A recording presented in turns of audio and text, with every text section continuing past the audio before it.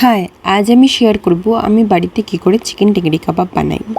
সবার প্রথমে দুটো মুরগির ঠ্যাং ভালো করে ধুয়ে নিয়ে এভাবে কাট লাগিয়ে নিতে হবে। এরপর আদা, রসুন, লঙ্কা একটু নুন ও লেবুর রস দিয়ে মিশিয়ে একবারে ভালো করে পেস্ট করে নিয়ে এর ওপর ভালো করে মাখিয়ে নিতে হবে। এটা হলো কাবাবের ফার্স্ট ম্যারিনেশন। এরপর এটা চলে যাবে ফ্রিজের ভেতরে 2-3 ঘন্টার জন্য। এরপর আমরা সেকেন্ড ম্যারিনেশনের প্রিপারেশন করব।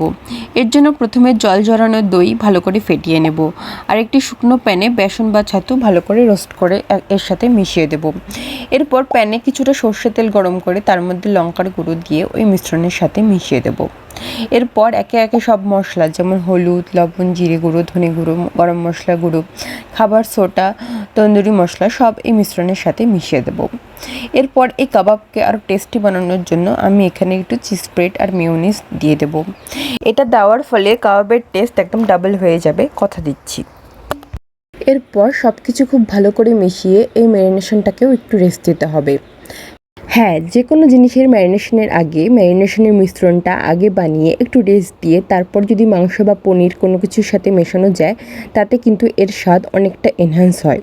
এটা সেলফ এক্সপিরিয়েন্স থেকে আমি বলছি। এরপর ঠ্যাং দুটোকে ভালো করে মশলার সাথে মিশিয়ে 6-7 ঘন্টার জন্য আবার ফ্রিজারে ঢুকিয়ে রাখতে হবে।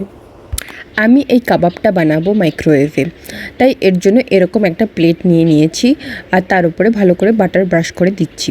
এরপর মাইক্রোওয়েভটা অন করে প্রিহিট করে নেব 5 মিনিট। এরপর ম্যারিনেটেড ঠ্যাং দুটোকে প্লেটে দিয়ে এটাকে ওভেনের ভেতরে ঢুকিয়ে গ্রিল মোডে ফার্স্ট 15 মিনিট একটা পাশ কুক করে নেব।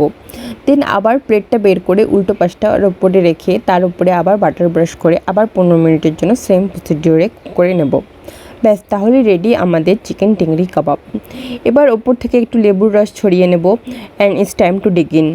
Try this recipe in your home and tell me how you like it. By.